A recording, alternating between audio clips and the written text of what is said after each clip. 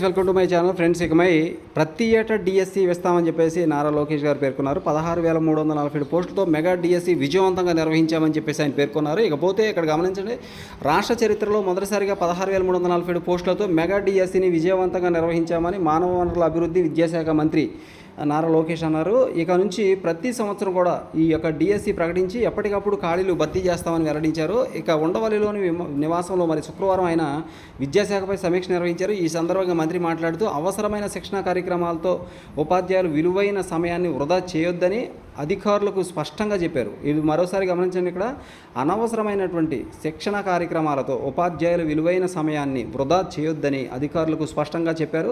ప్రభుత్వ విద్యారంగంలో మరి ప్రమాణాల మెరుగుదలకు 14 నెలలుగా అనేక సంస్కరణలు అమలు చేశామన్నారు. ఈ సంస్కరణలో అంతిమ లక్ష్యం అభ్యసన ఫలితాలు సాధించడమేనని చెప్పారు. మెరుగైన ఫలితాలు సాధించాల్సిన బాధ్యత అధికారులు టీచర్లపై ఉందన్నారు.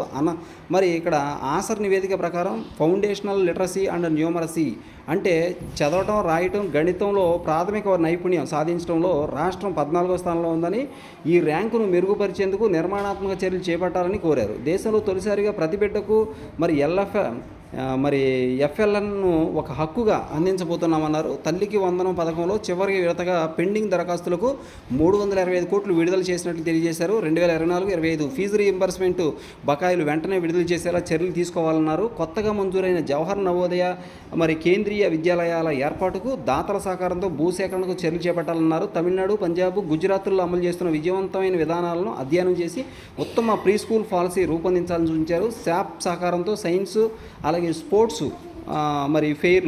ఫెయిర్లను నిర్వహించాలన్నారు. ప్రభుత్వ పాఠశాలల మోడల్ స్కూళ్లలో మౌలిక సదుపాయాల అభివృద్ధికి దేశ విదేశాలలో స్థిరపడిన ప్రముఖులు దాతల సహకారం తీసుకోవాలన్నారు. ఆసక్తి గల వారి గ్రామాల్లోని పాఠశాలలను దత్తత తీసుకునేలా ప్రత్యేక వెబ్సైట్ రూపొందించాలను. అనంతపురం, నెల్లూరు, ఏలూరు, కడప, చిత్తూరు జిల్లాలో ఆధునీకరించిన సైన్స్ కేంద్రాలను త్వరగా ప్రారంభించాలన్నారు. ఇక అమరావతిలో ఏర్పాటు చేసే సెంట్రల్ లైబ్రరీ దేశంలోనే అత్యుత్తమంగా ఉండాలన్నారు. 2 లక్షల చదరపు అడుగుల్లో నిర్మించే ఈ లైబ్రరీ నిర్మాణం ఏడాదిలో పూర్తి కావాలన్నారు. విశాఖపట్నంలో ప్రతిపాదించినటువంటి ప్రాంతీయ లైబ్రరీ 50,000 అడుగుల్లో మరి ఉండాలన్నారు. రాష్ట్రంలోని అన్ని గ్రంథాలయాలను అనుసంధానిస్తూ వెబ్సైట్ రూపొందించాలన్నారు. స్థానిక సంస్థల నుంచి 213 కోట్లు మరి సెస్ బకాయిలు పెండింగ్లో ఉన్నాయని వాటిని లైబ్రరీల అభివృద్ధికి వినియోగించేందుకు చర్యలు చేపట్టాలని ఆదేశించారు. ప్రభుత్వ లైబ్రరీలో అందుబాటులో ఉన్న పుస్తకాలతో సన్నద్ధమైనటువంటి మరి 350 మందికి కానిస్టేబుల్ ఉద్యోగాలు వచ్చాయన్నారు.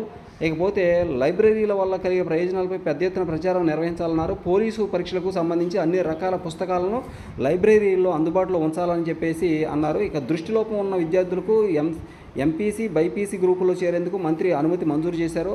మరి అక్షరాంధ్రలో భాగంగా 16 లక్షల మంది వయోజనులకు అక్షరాస్యులుగా తీర్చిదిద్దాలన్నారు. సమీక్షలో ఉన్నతాధికారులు కోన శశిధర్, అలాగే విజయరామరాజు, అలాగే ఇంకా అనేక మంది పాల్గొన్నారు. ఇక రోల్ మోడల్గా నైపుణ్యం పోర్టల్ ఇక్కడ గమనించండి, యువ పారిశ్రామికులను అనుసంధానించేలా కూటమి ప్రభుత్వం ప్రతిష్టాత్మకంగా రూపొందిస్తున్న నైపుణ్య పోర్టల్ దేశానికి రోల్ మోడల్గా ఉండాలని మంత్రి ఆదేశించినట్టు తెలుస్తూ ఉంది ఫ్రెండ్స్. ఇది మొత్తం మీద ప్రతి ఏటా డిఎస్సి ఇస్తామని ఆయన చెప్తున్నారు. ఇక 16,347 పోస్టులతో మెగా డిఎస్సి కూడా పూర్తి చేశామని ప్రకటించి దాన్ని పూర్తి చేస్తున్నామని చెప్పేసి ఆయన పేర్కొన్నారు. Thank you so much for watching. Please share this video and subscribe my channel. Thanks.